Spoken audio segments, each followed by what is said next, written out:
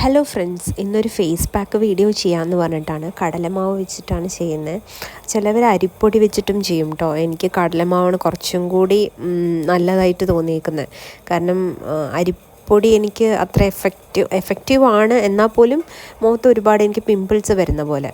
പിന്നെ ഞാൻ ഉപയോഗിക്കുന്ന ഹണിയാണ് കേട്ടോ, തേൻ. പതഞ്ജലിയുടെ തേനാണ് ഞാൻ ഉപയോഗിക്കുന്നത്. എനിക്ക് പതഞ്ജലിയാണ് കുറച്ചും കൂടി ഇഷ്ടം. വേറെ ഡാബർ ഹണീനെക്കാളും എനിക്കിതാണ് ഇഷ്ടം. അപ്പോൾ 1 സ്പൂണ് മതി കേട്ടോ.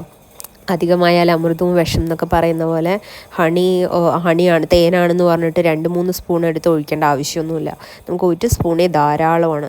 ഈ തേൻ എന്താണെന്ന് പറഞ്ഞാൽ ഒരു ക്ലെൻസിങ് വർക്കാണ്.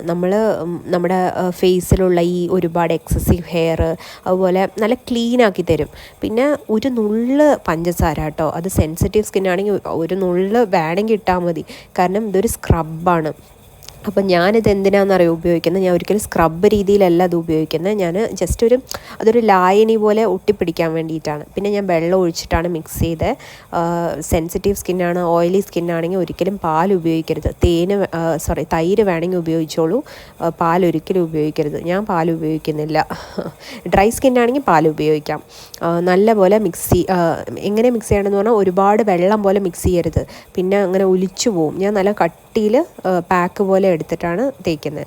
ഇതാണ് കേട്ടോ എൻ്റെ പണ്ടത്തെ വീഡിയോ, കണ്ടില്ലേ നല്ല ഫോട്ടോ. ഒരുപാട് പിമ്പിൾസ് ഉണ്ട് എനിക്ക്. ഇപ്പോഴാണ് ഞാൻ നല്ലപോലെ സ്കിൻ കെയർ ചെയ്യാൻ തുടങ്ങിയതിന് ശേഷമാണ് എനിക്ക് നല്ല ബെറ്റർ ആയത്. ഇപ്പോൾ എൻ്റെ മാർക്ക് പോലും ഫേസിൽ പോയി. ഞാൻ പക്ഷേ ബാംഗ്ലൂരിൽ നിന്ന് പിന്നെയും നാട്ടിൽ നിന്ന് ബാംഗ്ലൂരിലോട്ട് വരുമ്പോൾ ഞാൻ ഒരുപാട് കരിവാളിച്ച് പോകുന്നു. അപ്പം എനിക്ക് ഈ പാക്ക് എനിക്ക് നല്ല എഫക്റ്റീവായിട്ട് തോന്നുന്നുണ്ട്. എല്ലാവരും ഒന്ന് ഞാൻ ട്രൈ ചെയ്യണമെന്ന് ഞാൻ എന്തായാലും പറയും.